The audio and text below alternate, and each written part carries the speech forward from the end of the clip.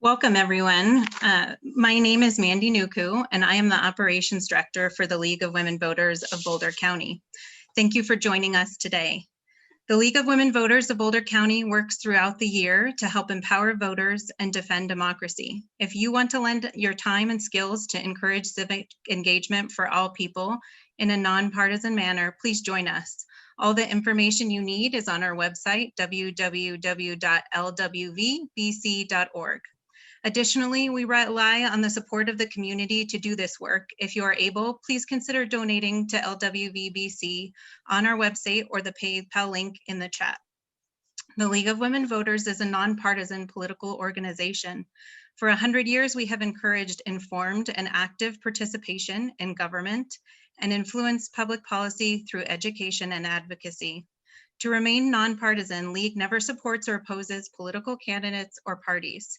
Both LWVBC and the League of Colorado do take positions on ballot issues, either neutral, opposed, or support when it aligns with League positions. That information will not be presented today, but can be found on our website at www.lwvbc under the 2020 elections. Our ballot issue presentations are typically held in person throughout Boulder County, but to observe public health best practices, we're participating online this year. This presentation will be recorded and available on our website and YouTube channel and is live streaming to YouTube now. I would like to thank the League volunteers who have worked hard researching the 2020 ballot issues and preparing for these presentations to the community. Our panelists today include Peggy Leach, Deborah Hayes, Catherine Brown, Lena Hurd, Holly Monkman, and Charles Juchet. We will begin today's presentation with the state of Colorado ballot issues and conclude with the 5 city of Boulder issues. We will take 2 or 3 questions from the chat as time allows. We will end promptly at 3:30 as we have the House District 11 and 12 candidate forum beginning at 4 p.m. today. Now here is Peggy Leach to start us off. All right, thank you, Mandy.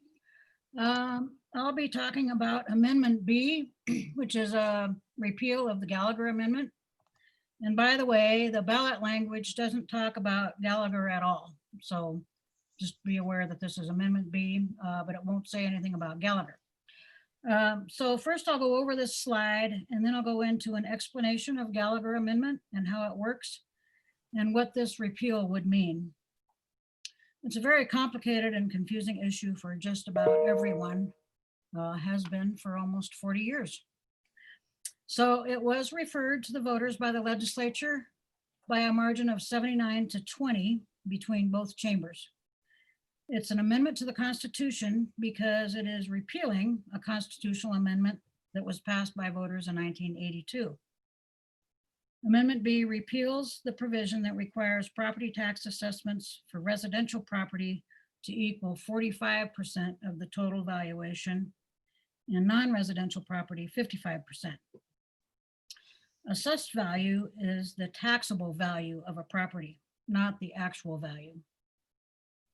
Amendment B repeals the requirement that non-residential property tax assessments be fixed at 29%, and it repeals the requirement that the legislature adjust the residential assessment rate to maintain the 45 to 55 ratio.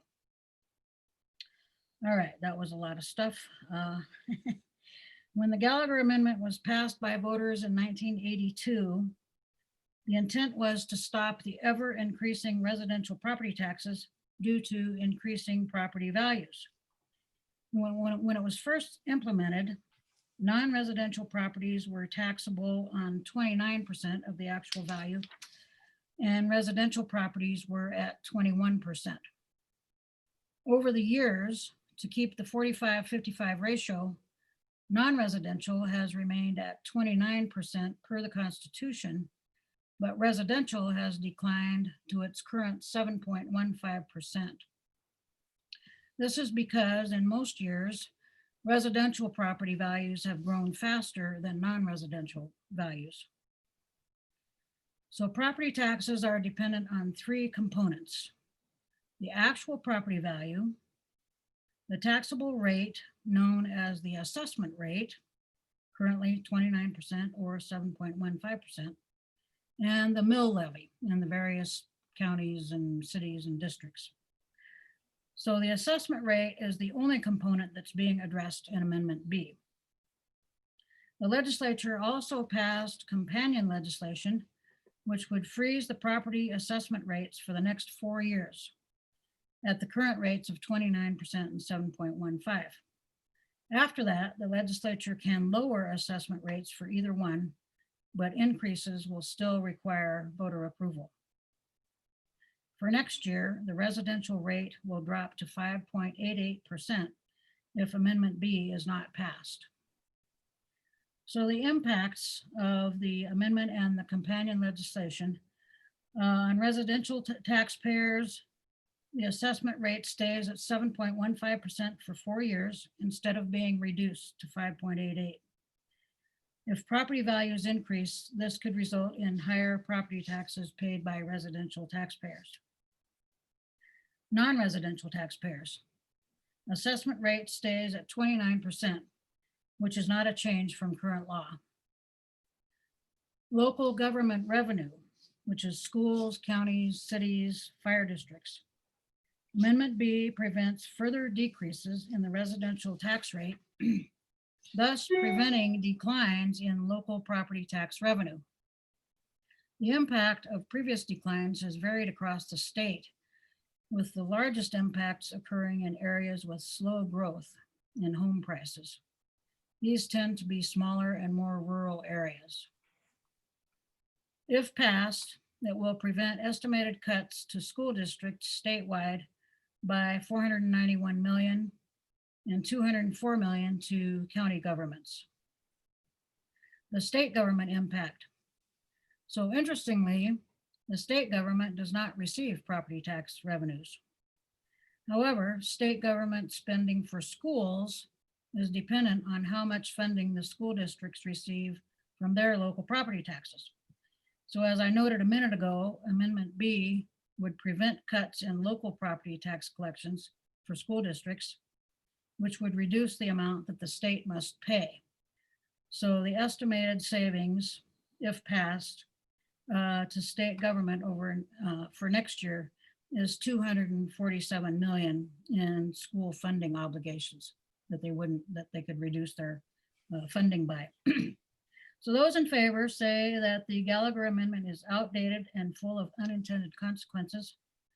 It uses statewide averages of real estate values that ignore the difference between urban and rural Colorado. By repealing the Gallagher Amendment, we can maintain the funding we need for critical services, such as local schools, fire departments, water services, and others. Those opposed say Amendment B results in higher property taxes for homeowners. The current property tax system keeps residential property taxes low. There are better alternatives to amending the Constitution. Local governments can instead ask their voters to raise tax rates or find other solutions to provide services. These alternatives would allow voters in each jurisdiction to decide for themselves how to best fund services for their community. So, do we have questions for Amendment B? We'll give it just a minute here.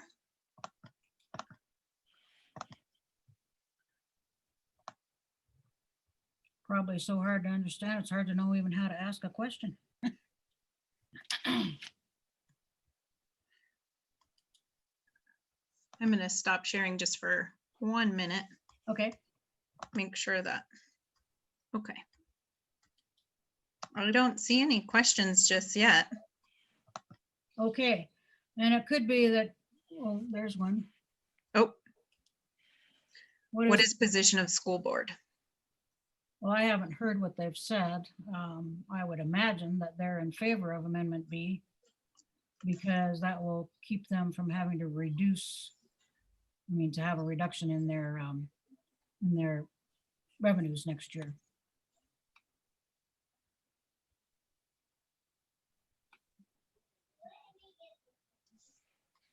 Right. Are there any other questions that said, so is this a difference mostly between rural and urban areas? Well, so there is a difference that happens there.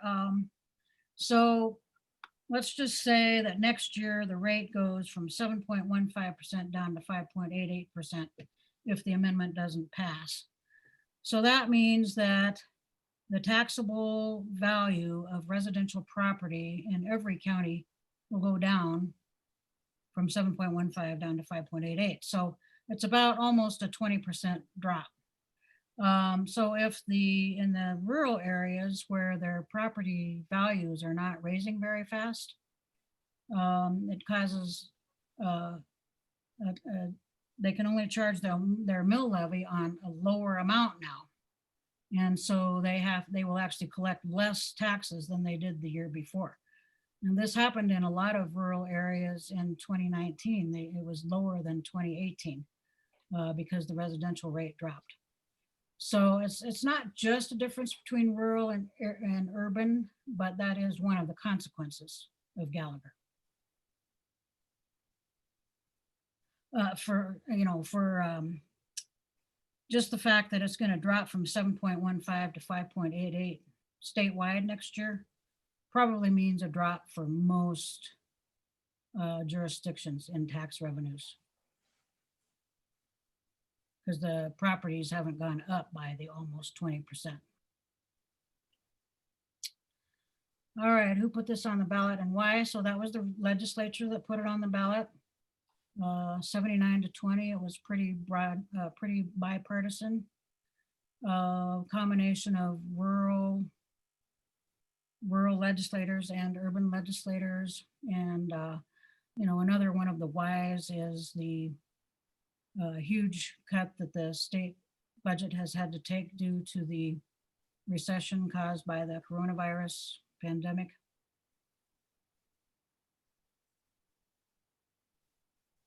So I think I talked about if it was repealed. Well, okay, so I don't know what the effect is going to be in subsequent years. It's going to stay at the same rates for 4 years, but property values could be going up during that time. And the legislature cannot tweak it other than to make it go down. And a no vote means our property taxes will go up. Okay, no, so that's not true. Let's see. If you voted no on Amendment B, then no on Amendment B, then that means that Gallagher stays in effect. And so property taxes could go up if your property value goes up, but they're apt to go down because that assessment value is going to go down so much next year.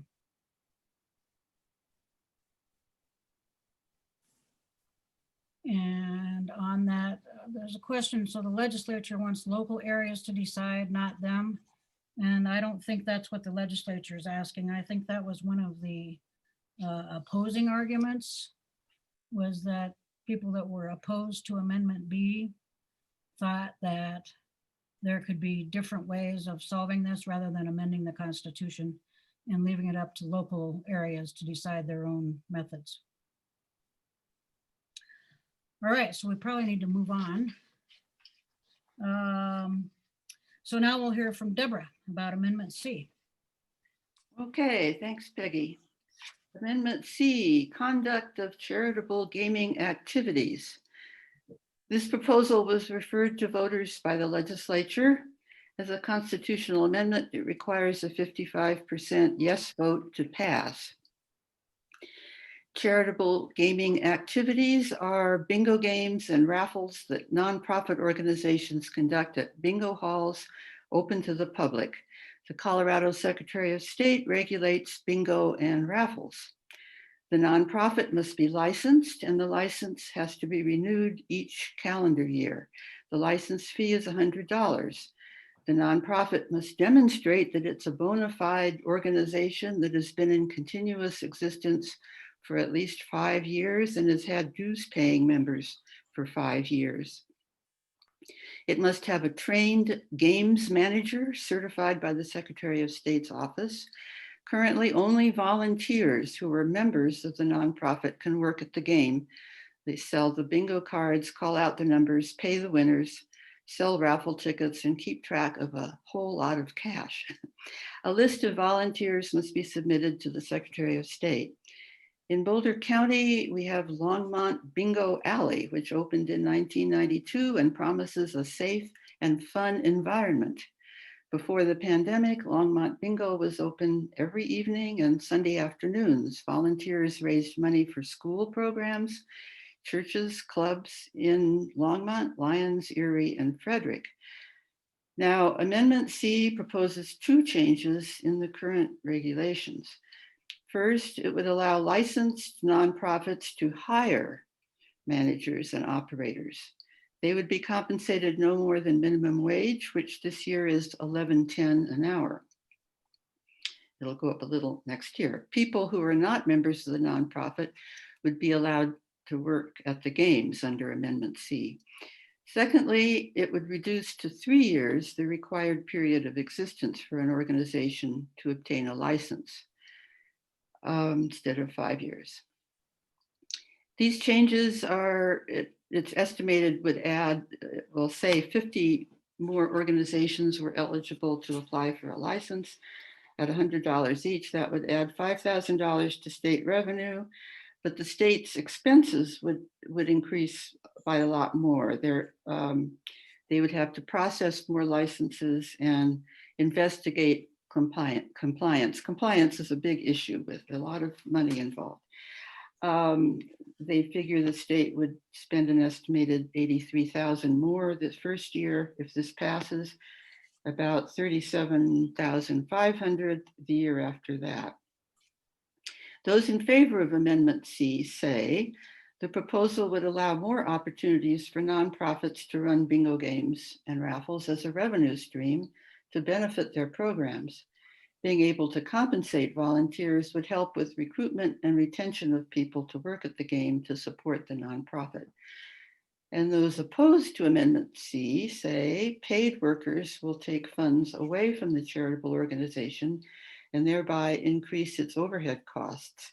This reduces the amount of money the nonprofit can spend for its primary purpose. With paid workers, the event resembles for-profit gambling rather than charitable fundraising. So I'm sure you're all relieved this is a lot less complicated than Amendment B. Are there any questions?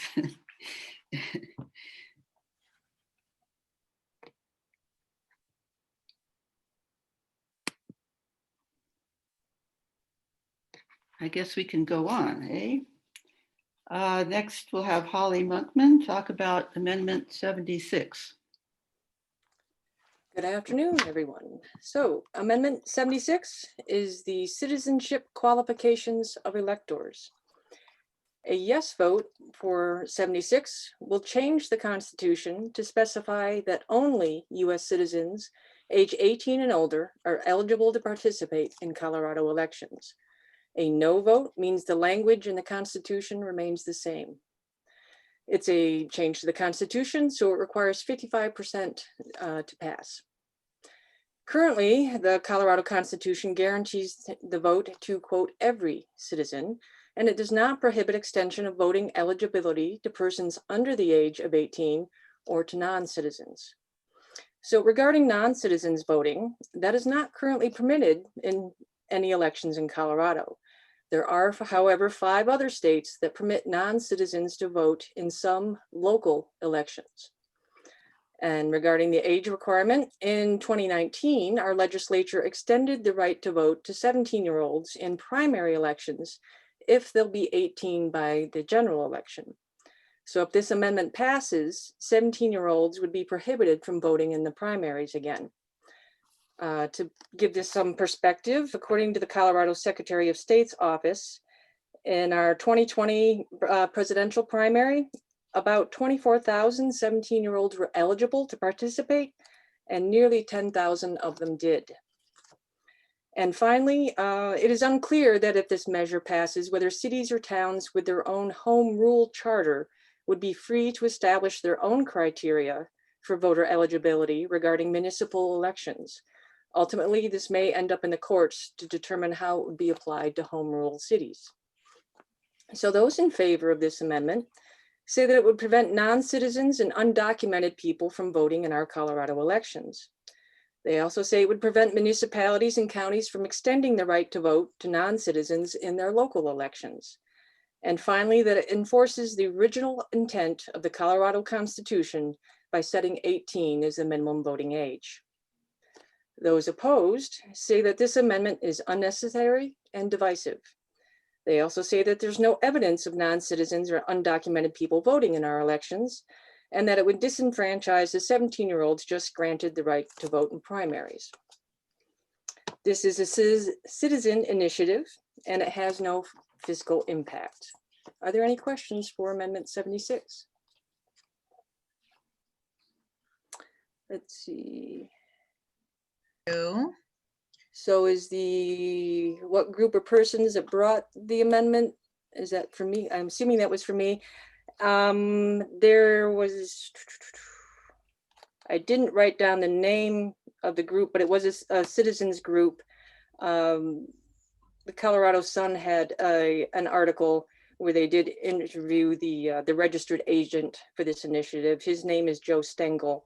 I did not write down the note. I could look that up and provide it if we're going to provide some answers on our website later. And let's see, if this is opposed by those who do not believe such requirements should be constitutional rather than legislative. Same issue for Amendment C. They don't have the choice. It's in the Constitution. It's in the Constitution now, so so it can only be changed by an amendment. And again, what groups brought this forward? I don't have them specifically identified. So anything else? If that's it for Amendment 6, I will pass it back to Deborah. Thank you. Thank you, Holly. This is Amendment 77, local voter approval of casino bet limits and games.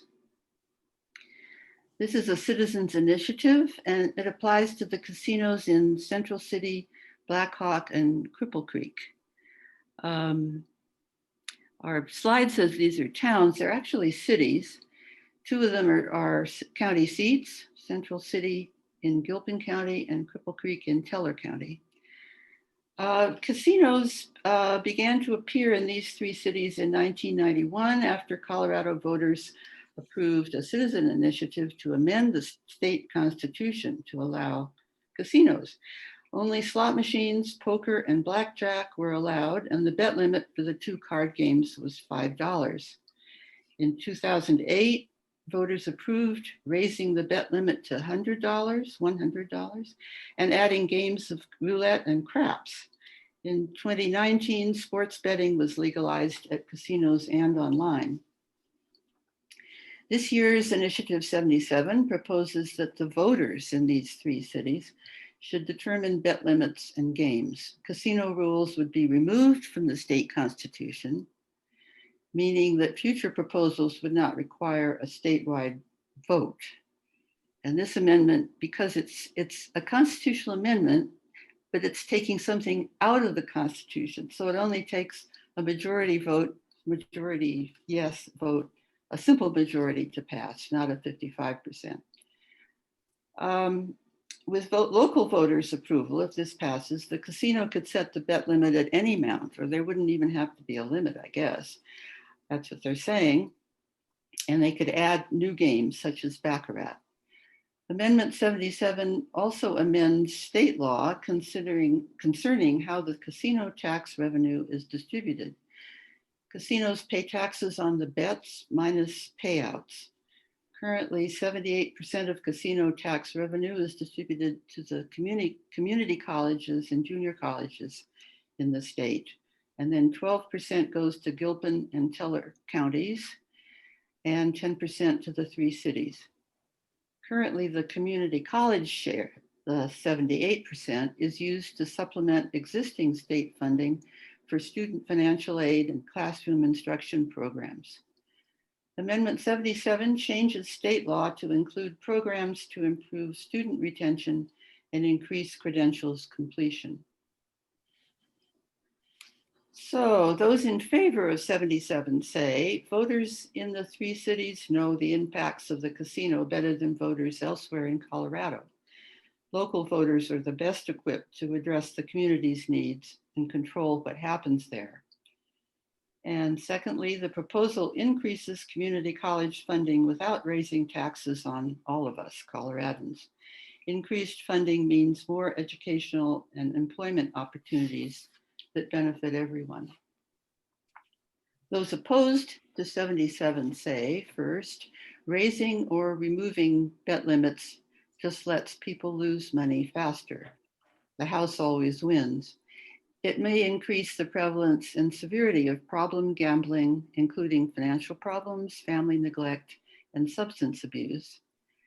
And secondly, expanding casino gambling may negatively impact other communities, but those communities don't receive the additional tax revenue to deal with additional traffic, intoxicated driving, and other effects. So are there questions on 77? Looks like there's a few. Where do gaming revenues go now? The same, 78% to the community colleges, 12% to the 2 counties, Gilpin and Teller, and 10% to the cities.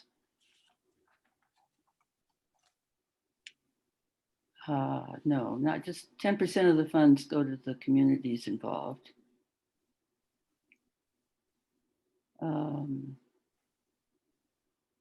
Let's see, I think that's all for 77. Why does this presentation not match? Well, this is kind of a combination of the State League material and the Blue Book from the Legislative Council and arguments that have appeared since then. So is there a specific thing?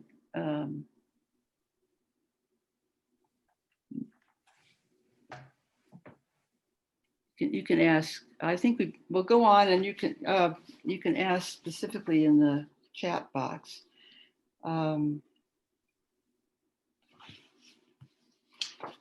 So we'll go on to Proposition EE from Charles. And real quickly, before I will type this into attendees, just to let you know, somebody mentioned on Ballotpedia the specific, which I checked for Amendment 76, who brought that forward. So I will put that in the chat right now. Well, when somebody said they didn't receive a Blue Book, it's also online. Maybe we should I can put the link in the chat box, I think.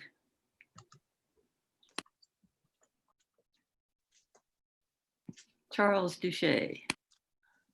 Right, Proposition EE, also called Cigarette, Tobacco, and Nicotine Products Tax, was a referred or is a referred measure from the legislature to amend Colorado statutes. It increases taxes on cigarettes and tobacco products, and it creates a new tax on nicotine, also known as vaping products. It authorizes the new tax revenue to be spent on expanded preschool programs, K-12, affordable housing, eviction, legal assistance, tobacco prevention, healthcare, and general state spending. It is projected that this tax would generate $294 million in additional tax revenue by this proposed tax increase. Initially, the tax revenue would be used primarily for public school funding. After that, it would be used for other programs, in particular enhancing the voluntary Colorado preschool program and making it widely available on a selected basis. It is interesting to note that when this was first brought up in the legislature, there was a collaborative effort between the legislature and Juul, which is a manufacturer of vaping products. And the result of those discussions created the Proposition EE. What this would do is that currently the tax on cigarettes on average amounts to 3.2 cents per cigarette. Gradually and incrementally over the life of this, going through July 2027, that would increase to 10 cents per cigarette. Currently, there is no tax on vaping products, and it would bring that tax on vaping products up to or equivalent to what you see with other cigarette type products. Those who are in favor of this feel that it should reduce consumption of highly addictive products. And it also creates a fund, an innovative fund, which would be the first in the nation to help fund preschool education. And that would provide access to up to 10 hours per week of preschool education at no cost to the parents. Those opposed feel that vaping products are used as a way to quit or reduce the use of traditional cigarettes, and taxes on vaping products would discourage this. Additionally, they feel that it is a regressive tax and it would disproportionately harm low-income users when they are using an addictive product like cigarettes. Are there any questions?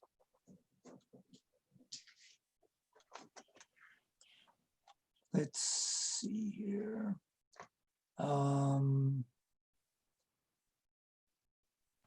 For EE, one of the questions is, what is the position of Jewel on this? And that I do not know. We can research that and post that, but I do not know the answer to that. I see another question here. Would this add to the Boulder city tax? I do not know for sure, but I would presume it would, because this is a state tax and the city is taxing it in addition to the state tax.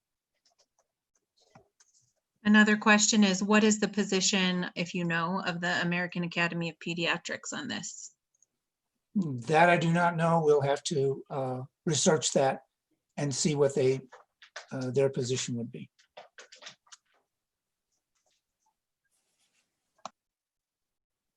Any other questions?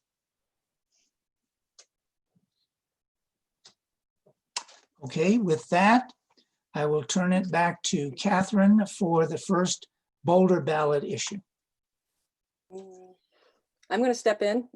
Prop 113, I think, is next. Oh, So I really jumped down the agenda, didn't I? we have a few more state issues to cover. Oh, dear. Oh, dear. Okay. All right. Thank you. Proposition 113, the national popular vote. So a yes vote for this approves the bill that was passed by the legislature and signed by the governor in 2019. And that joins Colorado with other states in the national popular vote interstate compact for election of the president by national popular vote if enough additional states join the agreement. A no vote rejects the bill that was passed and keeps Colorado's current system of awarding all its electors for the president to the winner of Colorado's popular vote. This would pass with a simple majority vote of approval. So if this is approved, the compact doesn't take effect until states with enough electoral votes to reach the 270 threshold have joined. Currently, there are 15 states plus DC in the compact, totaling 196 electoral votes. The National Popular Vote Interstate Compact was created in 2006, and various states have been considering it since then. If people want to post questions on more of the history of the Electoral College, I can go into that. I'm going to assume we know about that in the interest of time, but I can certainly go into that. So those in favor say every vote will count equally, regardless of what state a voter resides in, and that candidates will be forced to broaden their campaigns instead of just focusing on the swing states, and that once in office, presidents will be less likely to propose policies that favor swing states, And finally, the winner-take-all system of awarding electors is distorting and divisive, pitting states against each other. Those opposed to Prop 13 say that candidates will focus only on the most populous states and big cities. They say that the agreement sidesteps the Electoral College and that instead the Electoral College should be reformed to be a constitutional amendment. And finally, that if the election were close, the NPB would lead to recounts and litigation, delaying results, causing confusion and eroding confidence in our elections. This has no fiscal impact. It was a citizen initiative attempting to override what the state legislature passed in 2019. So to be clear, voting yes keeps Colorado in the National Popular Vote Compact. And this will not affect the 2020 election because again, more states need to sign on. Let's see, how many states are needed? It's not a matter of a number of states, but they have to be states that add up, have enough electoral votes to reach that 270 threshold. And as I said, there are 15 that have signed up, including DC. Are there any other questions regarding national popular vote?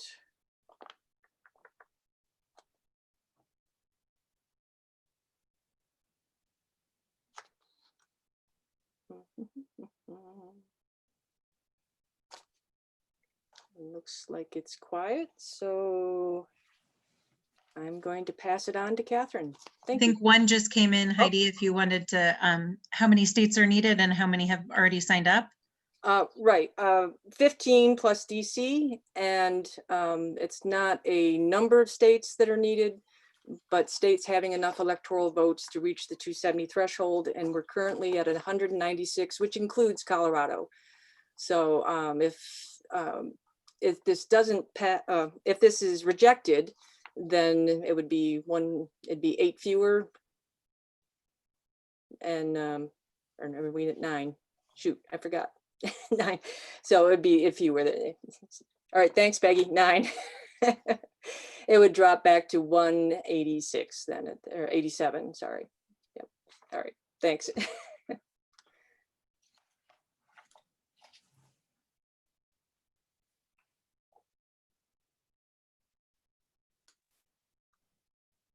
On to Catherine. Thank you, Holly. I'm going to talk about proposition 114. It's the reintroduction and management of gray wolves. So if this measure passes by voters, then Colorado would start to develop a plan to manage and reintroduce gray wolves west of the Continental Divide by December 31st, 2023.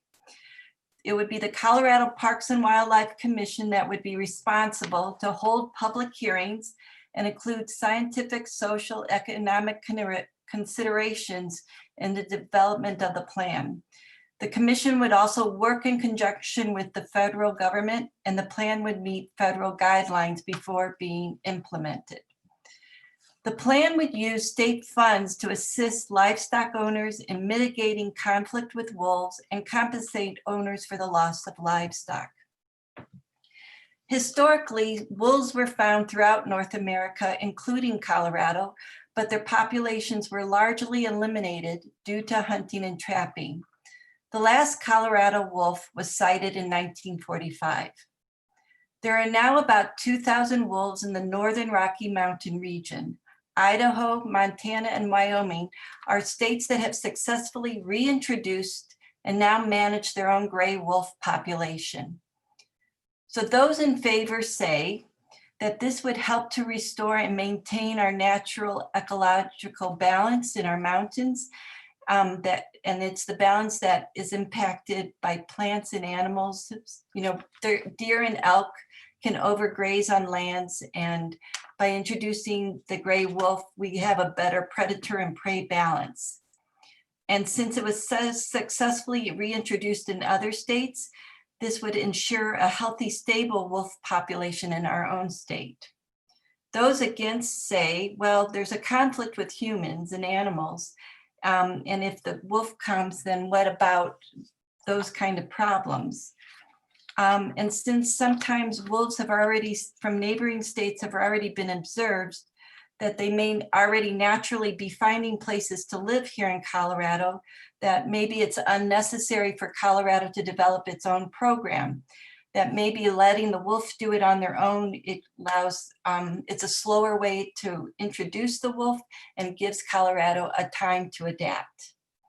So are there any questions?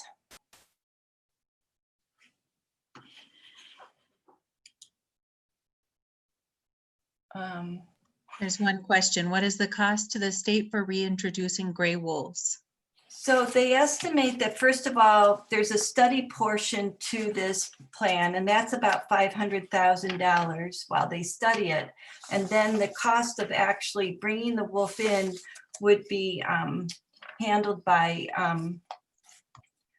the licenses for hunting, and that could run up to, I just saw the number, just a second.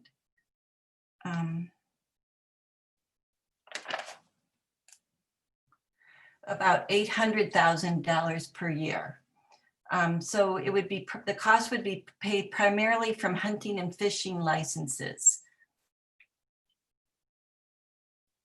Did you mention which group or person introduced this measure? So this was a citizens initiative to, and it would amend the Colorado statutes. So as a citizens initiative, it's my understanding that it had to be like it had to be something that was Colorado statewide to get enough signatures. What is the human purpose of reintroducing the wolf? Again, it's my understanding that it's to help balance the ecology in on the western side of the Continental Divide, because they were there originally. They're natural predators for the elk and the deer, and if the deer and elk population get too big, then the wolf would help keep everything balanced. And there's a worry that like the deer and the elk would overgraze native grasses. So this is a whole way to like just make a healthier environment.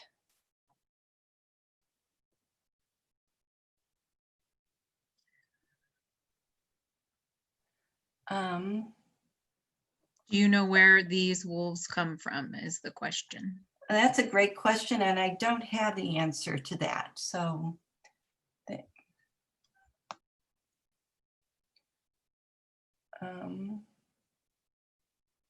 and it looks like somebody's just put a link on the chat for another from the Colorado Sun. So if anybody wants more information, they can find it there.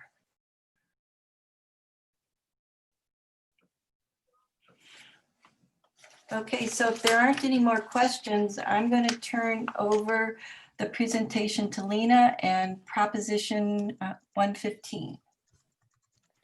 Good afternoon, everyone. I will be talking about Proposition 115.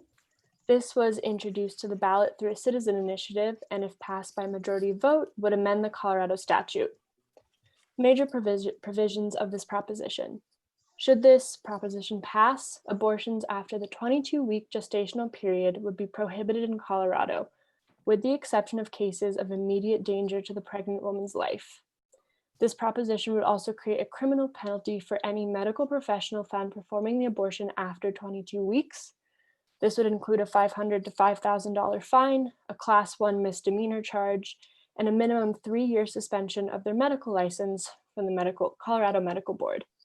The fiscal impact would be minimal should this proposition pass.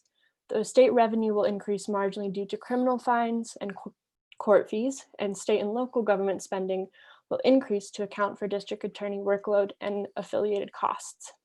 Just some background, Colorado is currently one of 7 states, including Washington, with the addition of Washington, D.C., that does not restrict abortion after a certain gestational age, pursuant to the precedent of 1973 case Roe v. Wade and the 1992 case Planned Parenthood v. Casey. This means in Colorado, the current law provides that a woman may seek an abortion at any point in her pregnancy.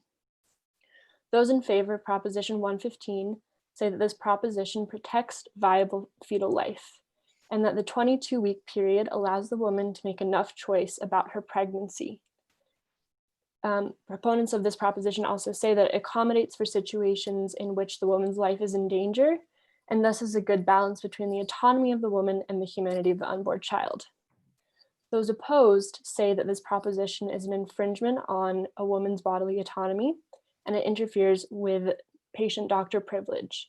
Additionally, those opposed say that this proposition does not include exceptions for non-fatal health risks, which are still important to the decision, and does not provide for exceptions in the case of rape or incest. It also does not provide for exceptions in the case of fetal abnormality after 22 weeks, which could feasibly force the woman to carry a non-viable pregnancy to term. I will yield the rest of my time to questions. Let's see. Yeah, so any questions at this time?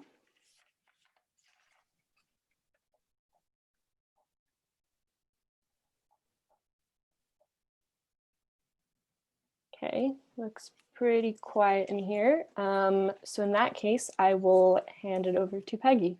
Thank you. All right, thanks, Lena. I'll be talking about Proposition 116, which is a reduction of the state income tax rate. Mandy, can you put up the slide? Okay, thanks. So it is a citizen initiative to amend the Colorado revised statutes, so it's not constitutional. It reduces the state income tax rate from 4.63% to 4.55% for all taxpayers on their federal taxable income for every individual and corporation beginning this January 1st, 2021. As I mentioned earlier, state government does not receive revenue from property taxes. The state income tax collections are the main sources of general fund revenue for the state. Currently, most of the money in the general fund is spent on healthcare, education, human services, and other state programs. This citizen initiative was done at least in part as a response to a competing initiative, which did not make it to the ballot. That initiative was advocating for a progressive income tax with tax rate reductions for taxpayers making less than $250,000 and higher rates for progressively higher incomes. So the impacts, if Proposition 116 passes, revenue to the state government would be reduced by about $154 million in the next fiscal year, or about 1.2% of expected general fund revenue.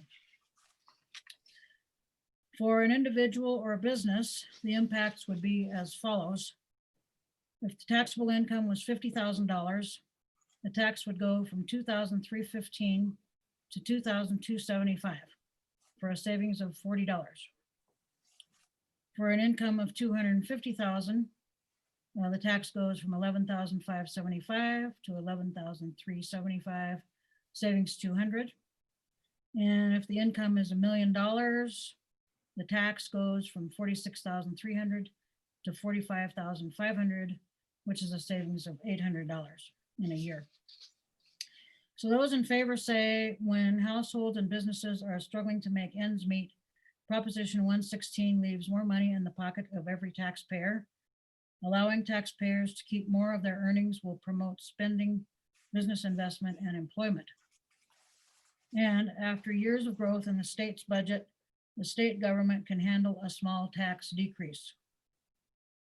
Those opposed say now is not the time to reduce state revenue further. Additional loss of state revenue will cause layoffs and reduce critical state services. And most of the measure's benefits will go to only a very small population of very wealthy taxpayers, including corporations. About 75% of taxpayers will receive a tax cut of less than $50 per year. So are there any questions on this Proposition 116? I'm going to interrupt. Can we, Mandy, you could put the slides back up, but go back to 116. We were on the wrong slide there. Oh, And so we started getting questions on 17. Yeah, go back to one, just so people can read that for a moment. Thank you. 16, yeah. Sorry about that. All right, so are there questions on this one, on reducing the income tax?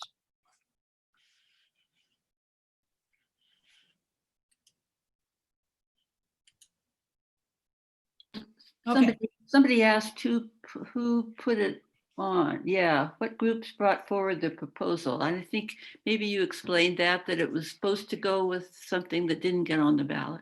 yeah, it was in response to another progressive income tax that didn't make it. I know for sure that the Independence Institute was involved in getting Proposition 116 on, and there could have been some other groups too.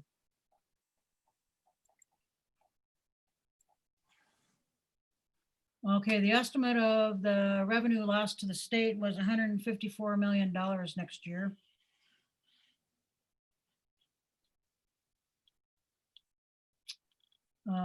So, yeah. All If right. anyone, we can hold on one more minute if people have a question still about 116. Okay, and as far as the league having a preference, we're not talking about league positions in this presentation, but they can be found on our website.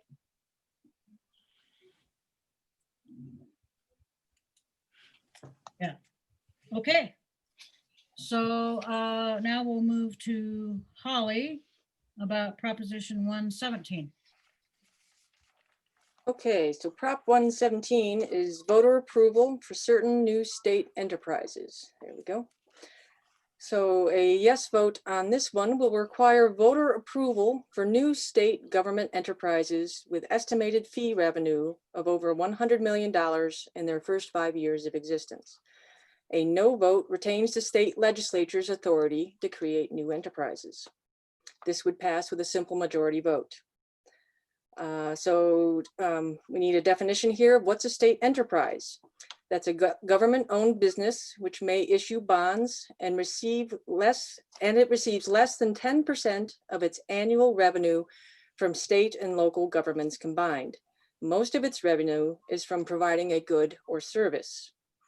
Some examples of existing state enterprises are the Division of Wildlife, the Colorado Lottery, higher education institutions, correctional industries, and the Petroleum Storage Tank Fund. There are currently 22 state enterprises. These entities charge fees for services from the people using those services, and the revenue does not go into the state's general fund.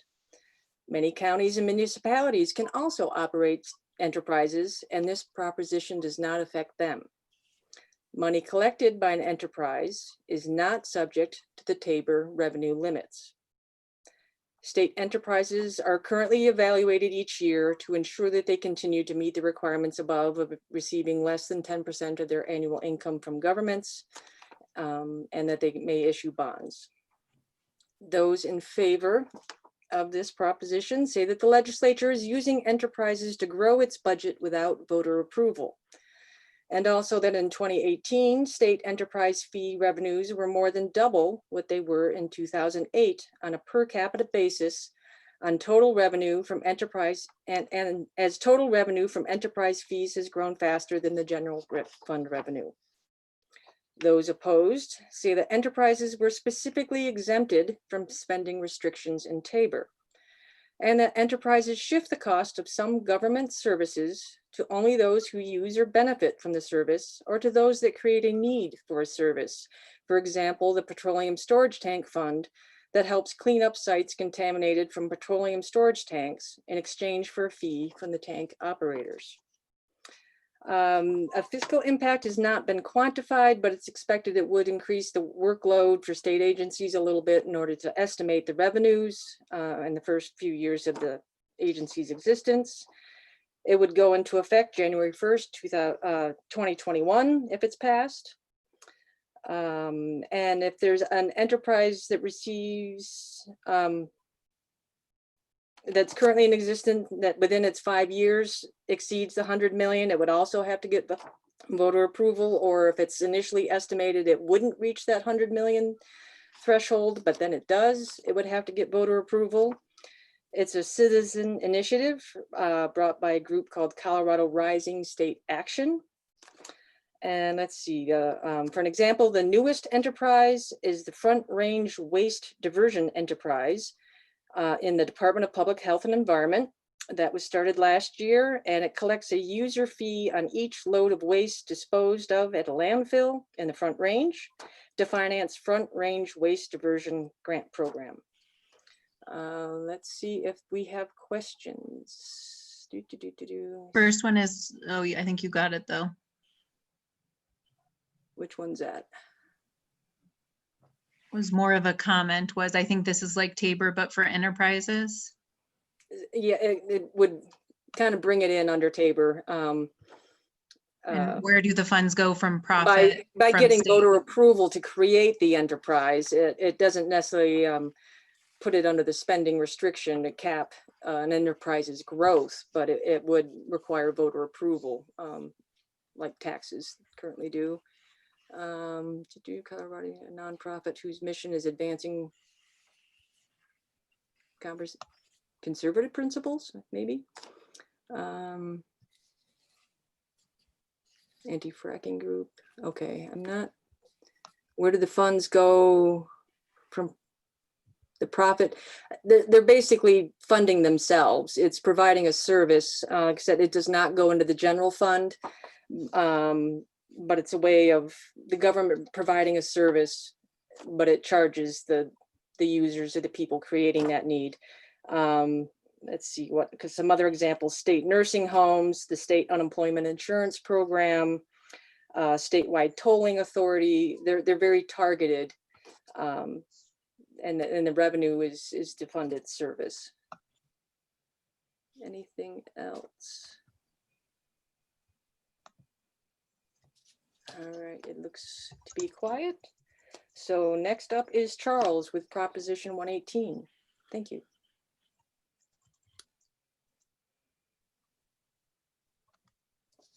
Next slide, please.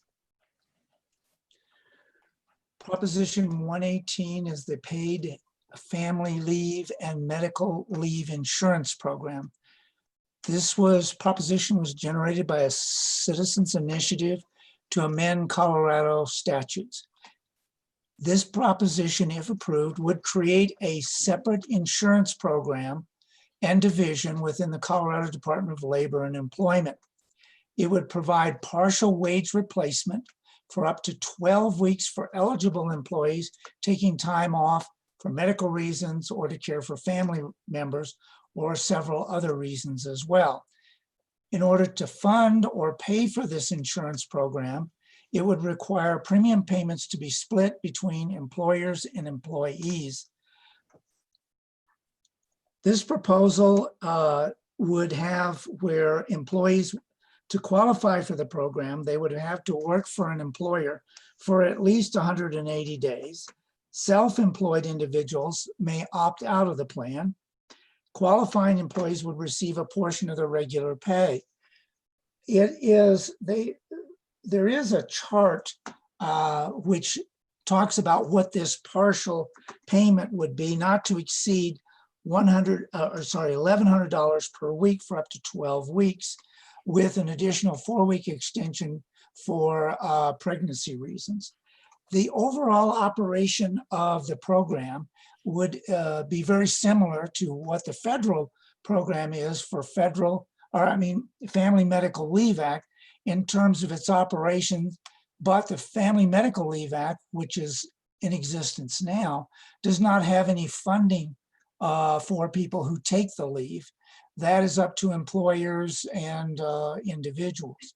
This would actually fund people who are taking this type of leave.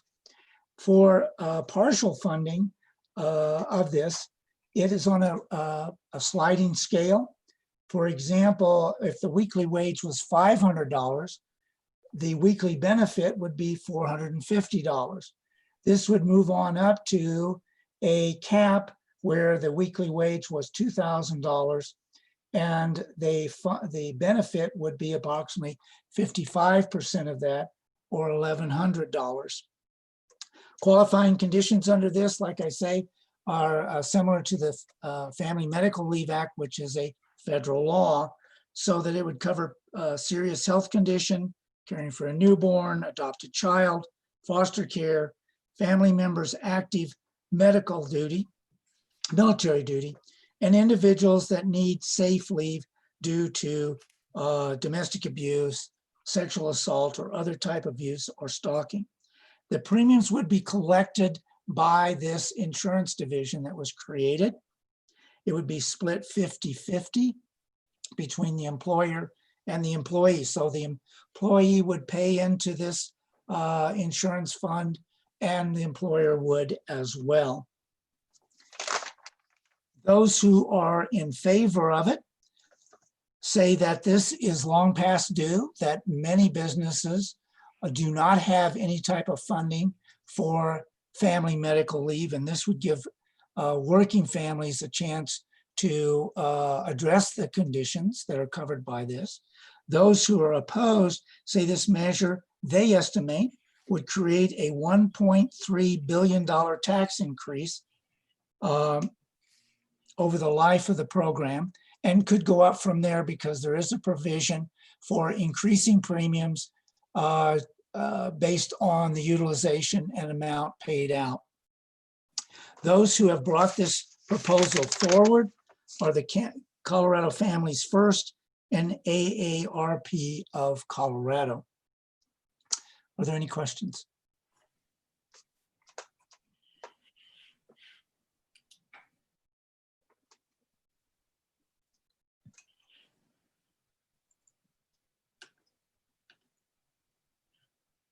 One of them would be, would this be optional and up to companies to decide whether to participate? Yes and no. It is not optional. Companies that have an equivalent program would be opted out.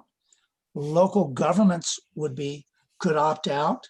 Businesses with 9 or fewer employees could opt out, as well as self-employed individuals. After that, anything that did not fit in one of those items would have to participate. And then would all employees have to pay, like we pay into Social Security, Medicare, et cetera, or can one opt in or out? The answer is they would all have to pay. It would be a payroll tax or payroll deduction. There is no provision to opt out except in those specific categories I mentioned earlier. And who is eligible to receive the paid leave? Those that would be determined to be eligible are those that I mentioned earlier. They would apply and be approved. Those who would be receive the paid leave, again, would be someone who is experiencing themselves a serious health condition, caring for a newborn or adopted child, families, members with active military duty,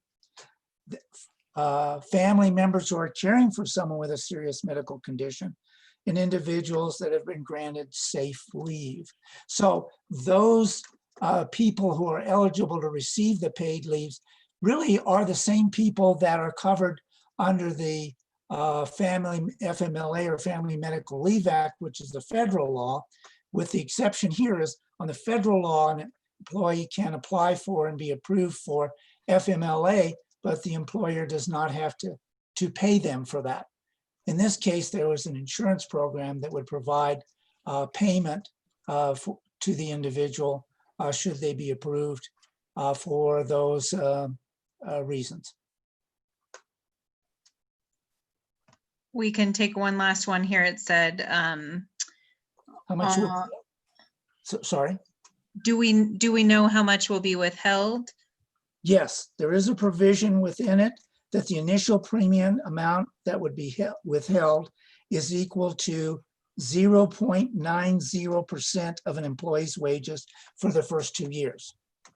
After that, it could increase based on the funding requirements to keep the insurance fund whole.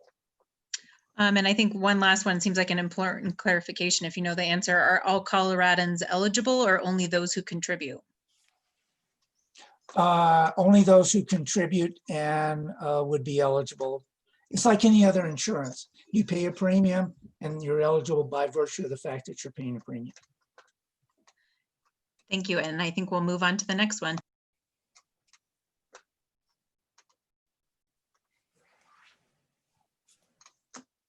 And I'm next. So I'm talking about the City of Boulder ballot issued question 2B, which is no eviction without representation.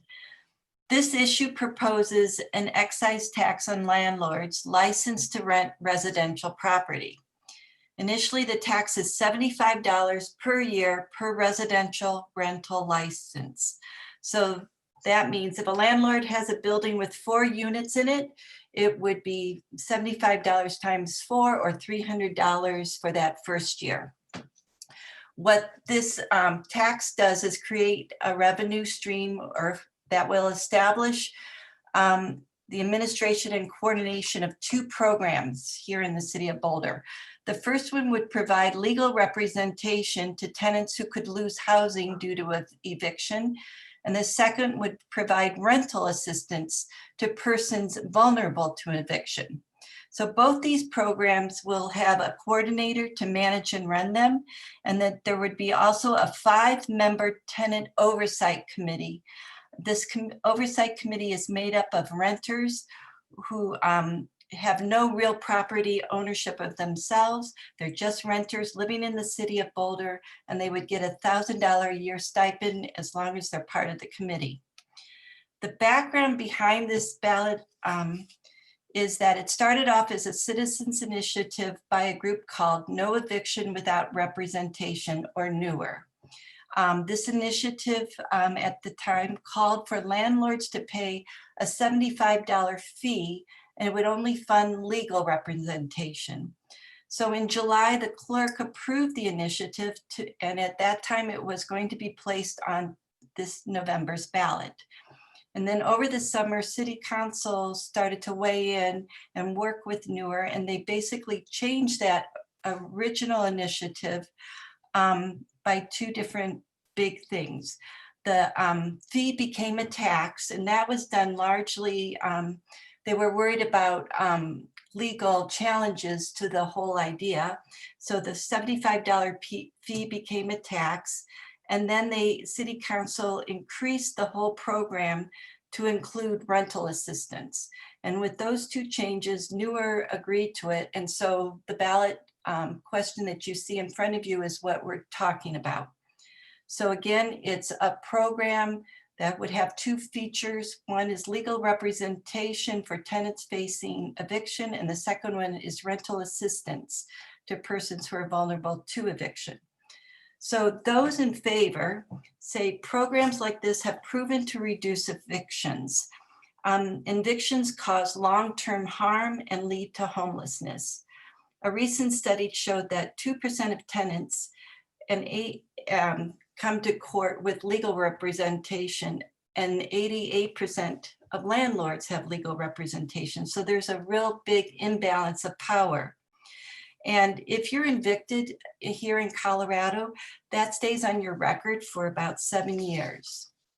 So those opposed to this ballot measure says that the $75 increase just will get rolled over to renters, and it just becomes more expensive to rent here in Boulder.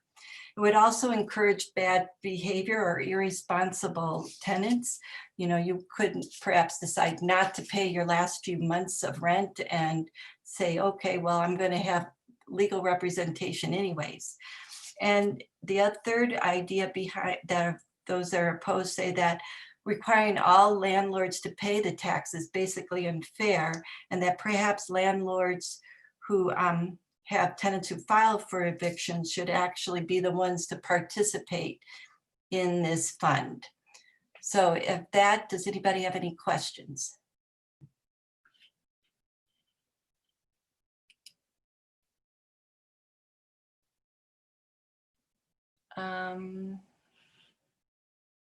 I don't see any questions.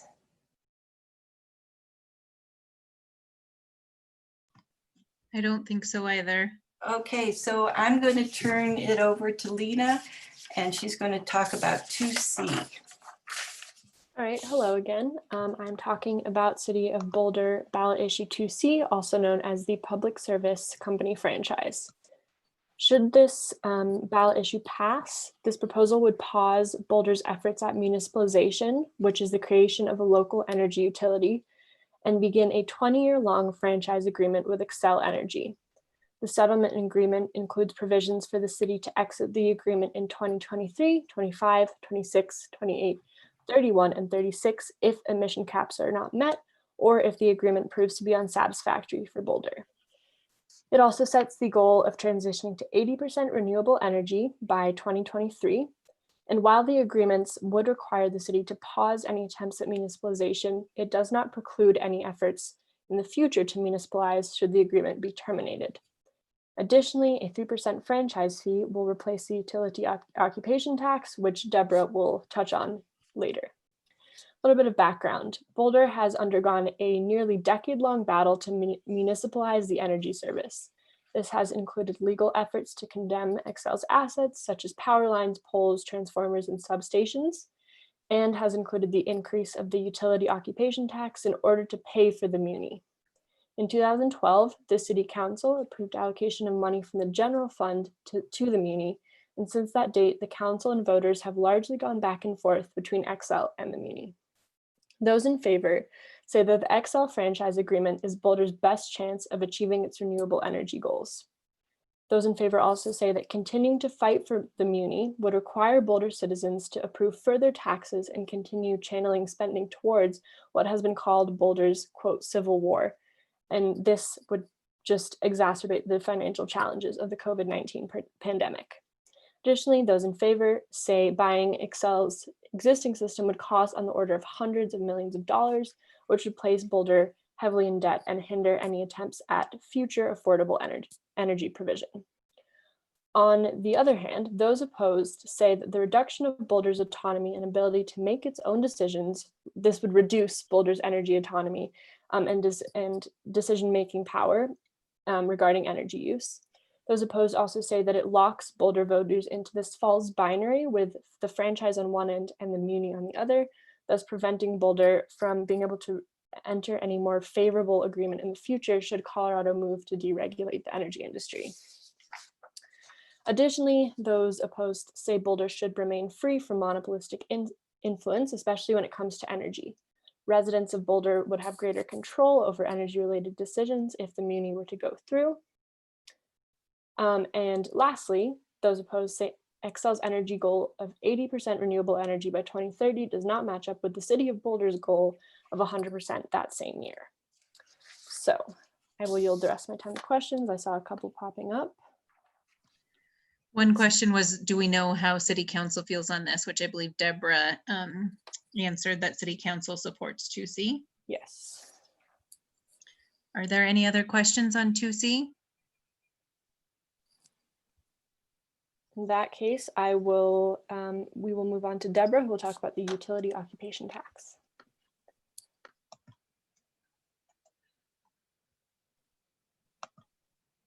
Okay, this is 2D, sorry. Repurpose the utility occupation tax. We're sort of calling it the UOT. As Lena said, for the past 10 years, we've been, Xcel has been serving Boulder without a franchise agreement, but instead of a franchise fee, they've been collecting this utility occupation tax. They collect it the same way they collect franchise fees in other cities. They add it to the Boulder bills and pass it on to the city. It began as a 3% surcharge on our Xcel bills. Currently, according to my Xcel bill, it's 4.71%. Most of the UOT has been going into the general fund for the city. But as the costs of trying to create a muni have risen, Boulder voters have approved increases in the UOT. At one point, voters approved adding a new portion dedicated to municipalization rather than the general fund. The revenue from the muni portion is currently just under $2.1 million. That's about 1/3 of the total UOT revenue. So proposal 2D is only about that small portion. I don't think the ballot language is very clear, but anyway, it's just that small portion, not the general fund portion, the muni portion. This was referred to voters by City Council, and it is in effect only if 2C passes, and I'm city council is supporting this. The city really needs the money. If 2C fails, then it doesn't matter whether 2D passes or fails.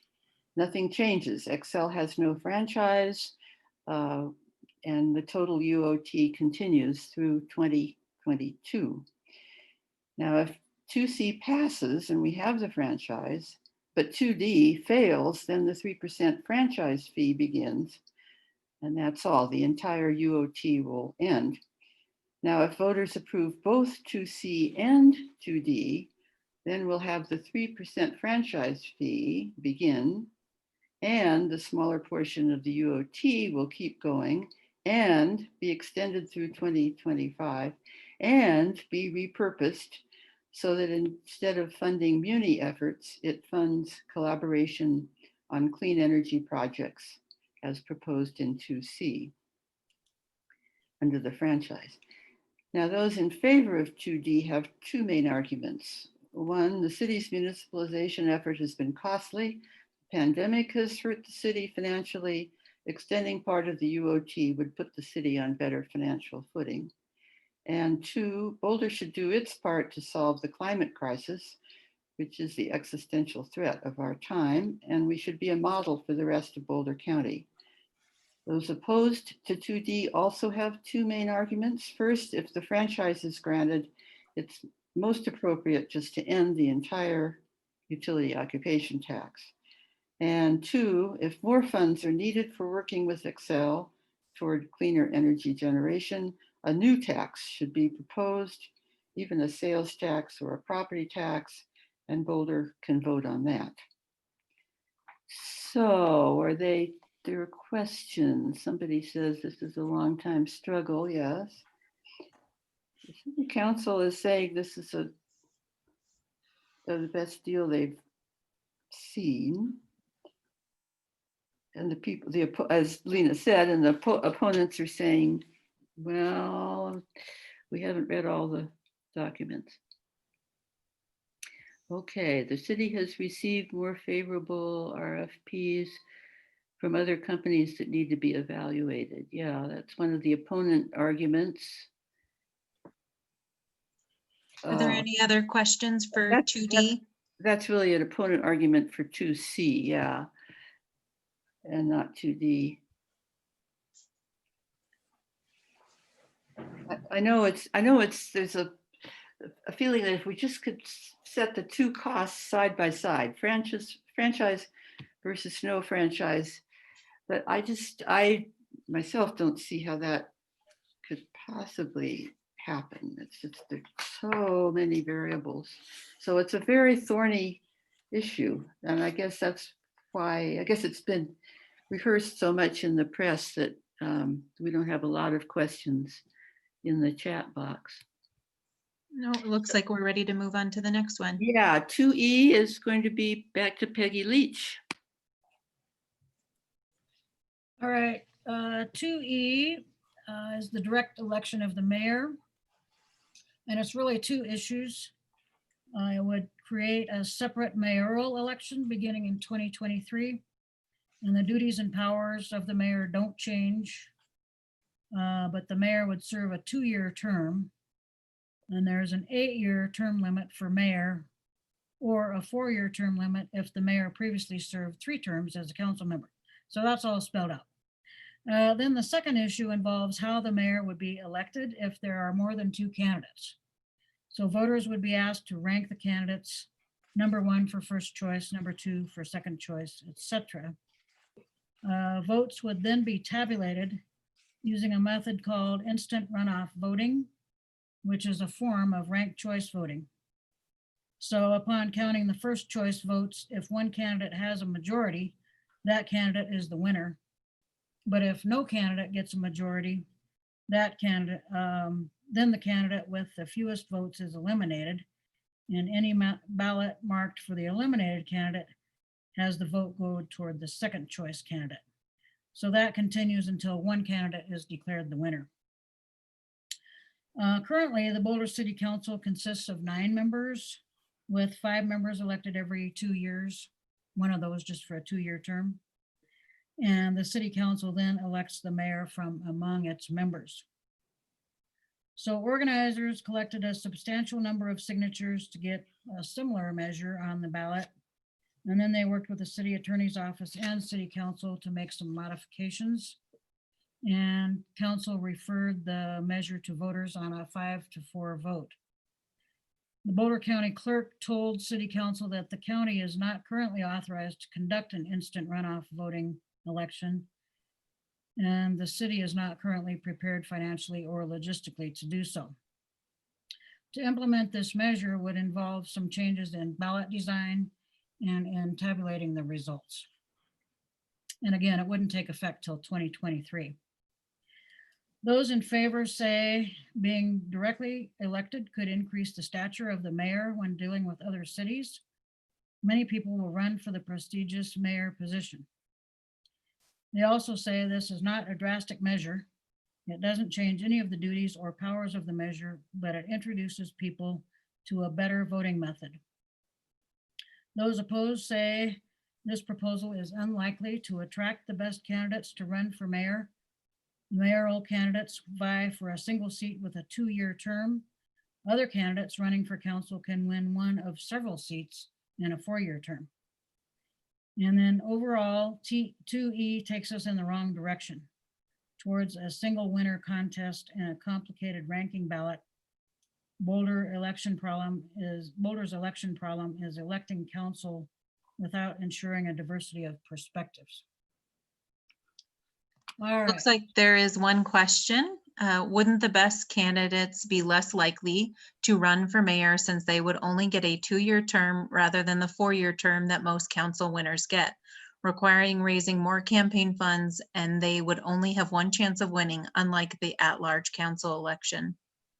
Yeah, so that was one of the opposing arguments, basically, saying that maybe the best candidates wouldn't run for mayor because they only get a 2-year term and it's only a single seat. So, yes.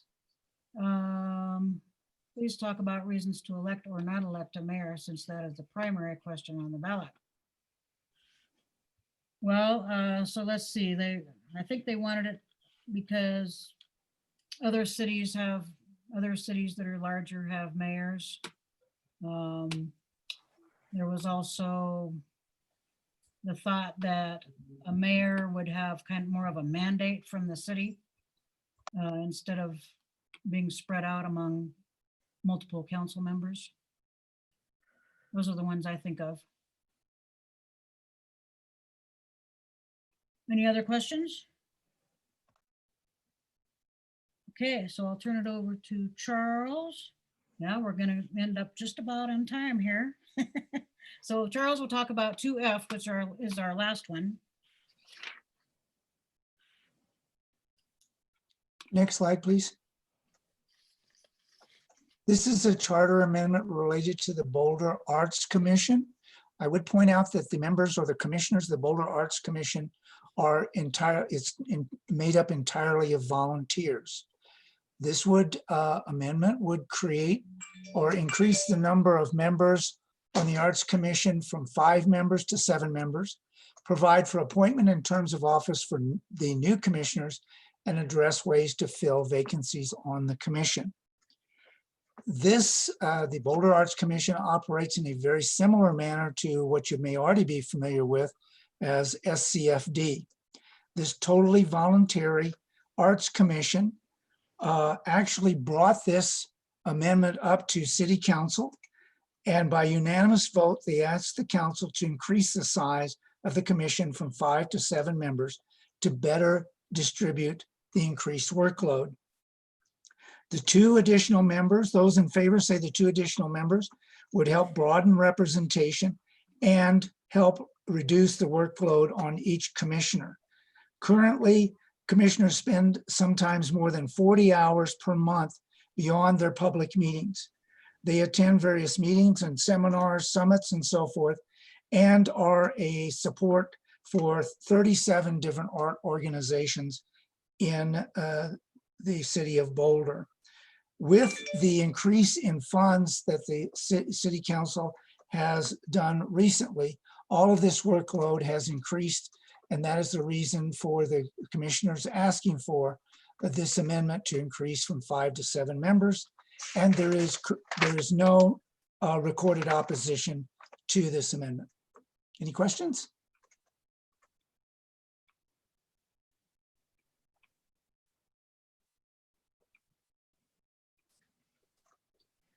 Finally, something not controversial. Indeed.